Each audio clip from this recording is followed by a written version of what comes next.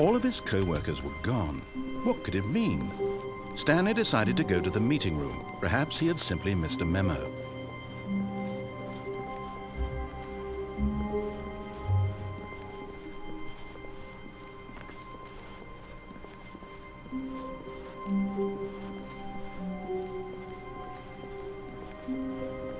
When Stanley came to a set of 2 open doors, he entered the door and this was not the correct way to the meeting room, and Stanley knew it perfectly well. Perhaps he wanted to stop by the employee lounge first, just to admire it. Wow, yes, this room. But eager to get back to business, Stanley took the first open door on his left.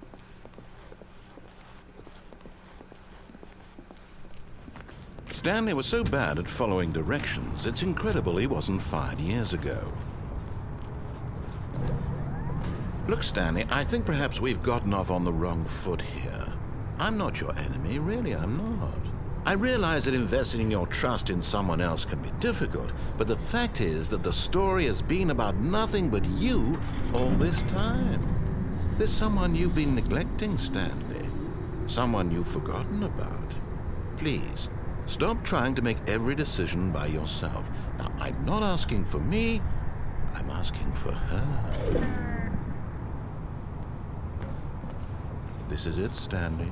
Your chance to redeem yourself, to put your work aside, to let her back into your life. She's been waiting. That's her, Stanley. You need to be the one to do this, to reach out to her. Oh, no, you can't. Did you just unplug the phone? No, that wasn't supposed to be a choice. How did you do that? You actually chose incorrectly? I didn't even know that was possible. Let me double check. No, it's definitely here, clear as day. Stanley picks up the phone. He's taken to his apartment where he finds his wife, and the two pledge themselves to one another.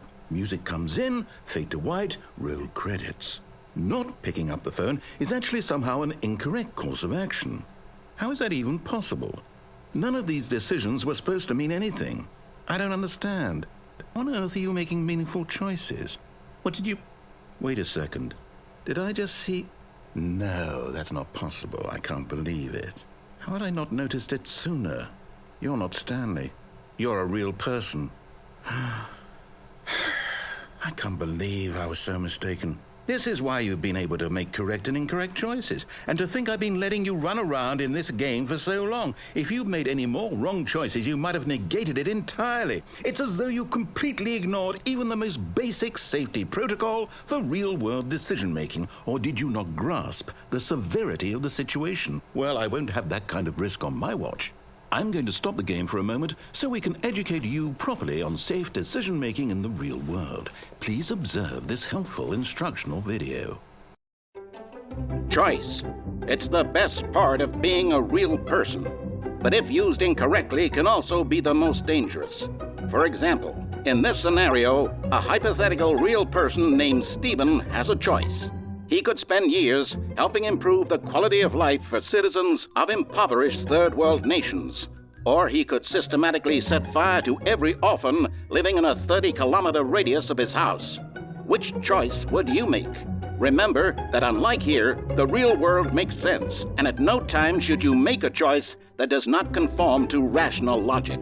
If you find yourself speaking with a person who does not make sense, in all likelihood, that person is not real. Allow the person to finish their thought, then provide an excuse why you cannot continue talking. Turn to a partner and practice saying, "My goodness, is it 4:30? I'm supposed to be having a back, sack, and crack."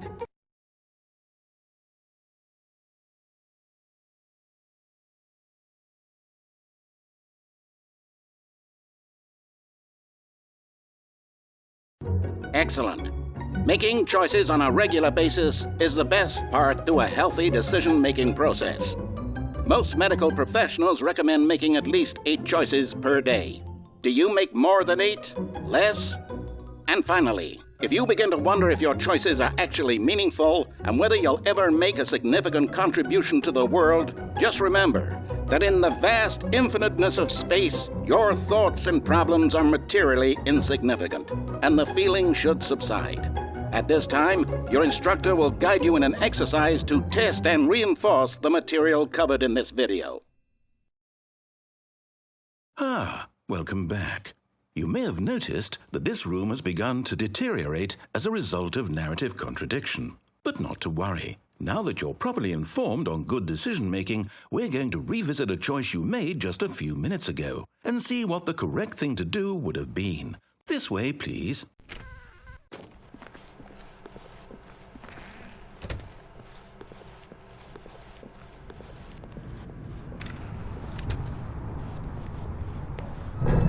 Now that we know your choices are meaningful, we can't have you jumping off the platform and dying.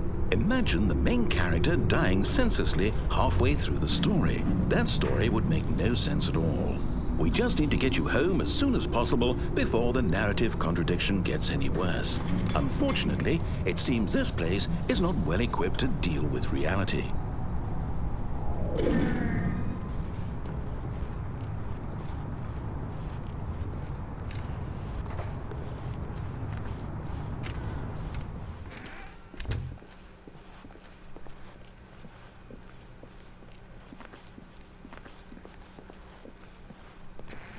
Almost there.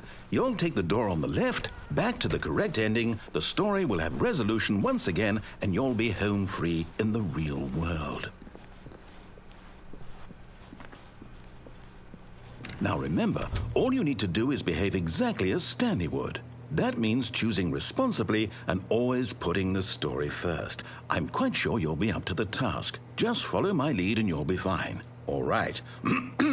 When Stanley came to a set of 2 open doors, he entered the door on his left.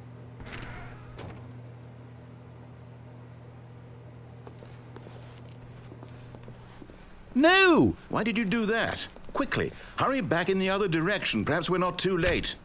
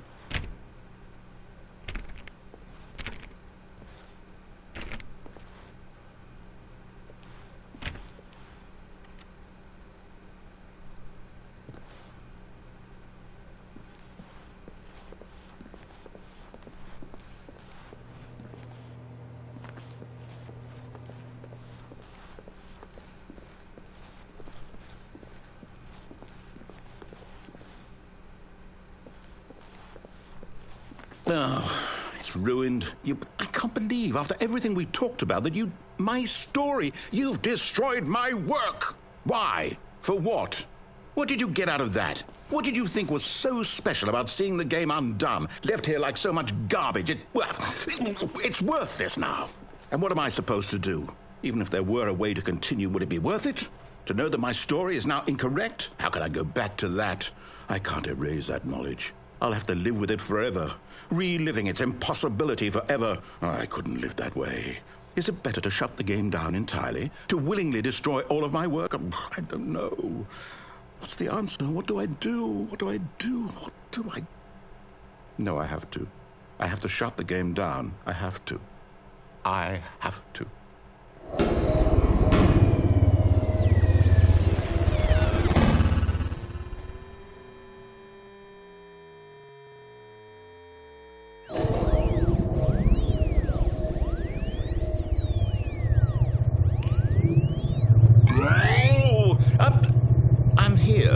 I'm still here in this pile of rubbish, with you, who thought you were so clever.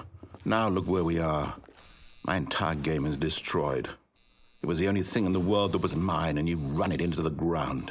What, did you think that would be funny? You just had to see? Didn't I impress upon you how important it was to be like Stanley? He actually knows how to do what I tell him to. He understands that if I say to do something, there's a damn good reason for it. That thought hadn't even occurred to you, had it? That there's a world outside of you? You're a child. Oh, my story. If you'd just gone through the door on the left, you would have seen it. There was a whole underground facility. You would have destroyed it and been victorious. It would have been so perfect. I worked so hard on it. I tried so hard. Behave exactly as Stanley would. That means choosing responsibly and always putting the story first. I'm quite sure you'll be up to the task. Just follow my lead and you'll be fine. All right. When Stanley came to a set of 2 open doors, he entered the door on his left.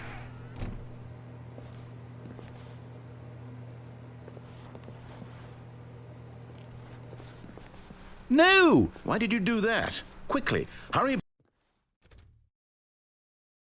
Behave exactly as Stanley would. That means choosing responsibly and always putting the story first. I'm quite sure you'll be up to the task. Just follow my lead and you'll be fine. All right. When Stanley came to a set of 2 open doors, he entered the door on his left. No! Why did you do that? Quickly, hurry. Behave exactly as Stanley would. That means choosing responsibly and always putting the story first. I'm quite sure you'll be up to the task. Just follow my lead and you'll be fine. All right.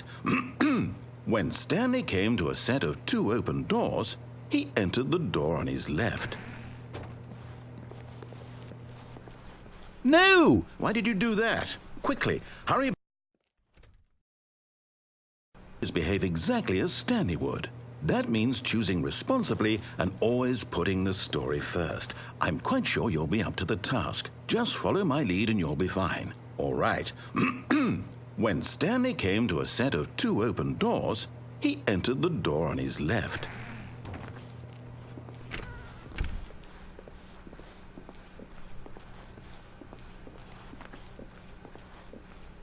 Yet there was not a single person here either. Feeling a wave of disbelief, Stanley decided to go up to his boss's office, hoping he might find an answer there.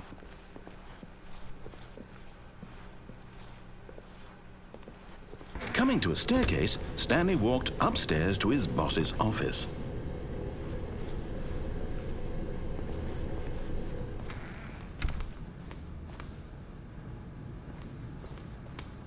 Stepping inside his manager's office, Stanley was once again stunned to discover not an indication of any human life.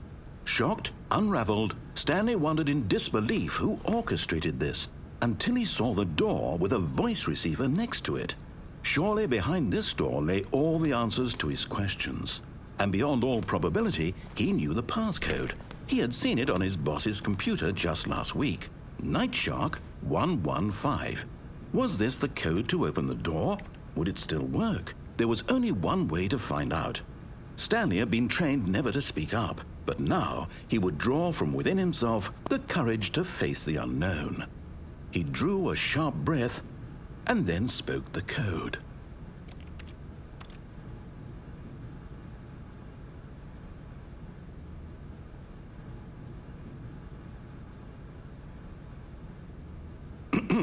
Stanley spoke the code. Night Shark 115. He spoke it into the receiver, right there on the wall.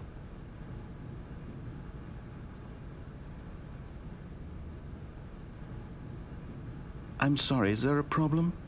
You didn't mishear me, did you? Please speak the code into the receiver. Otherwise, we can't get on with the story. This is a crucial step.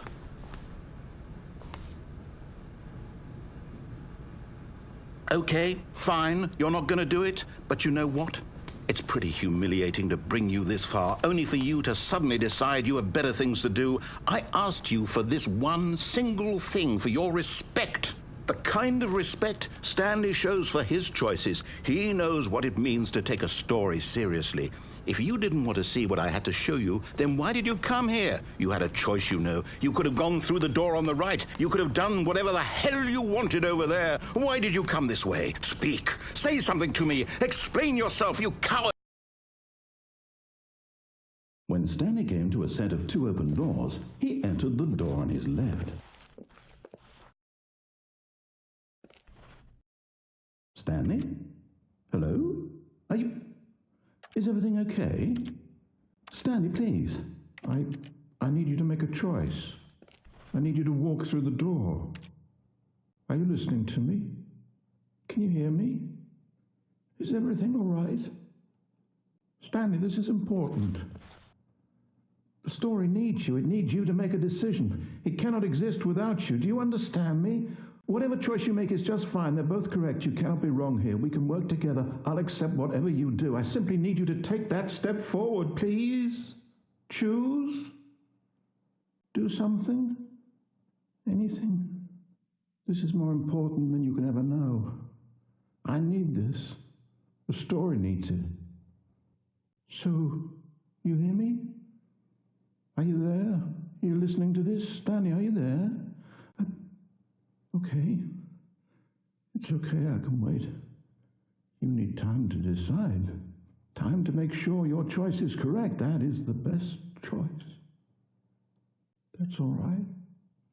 I'll wait for you to decide what's the right thing to do. Take as much time as you need.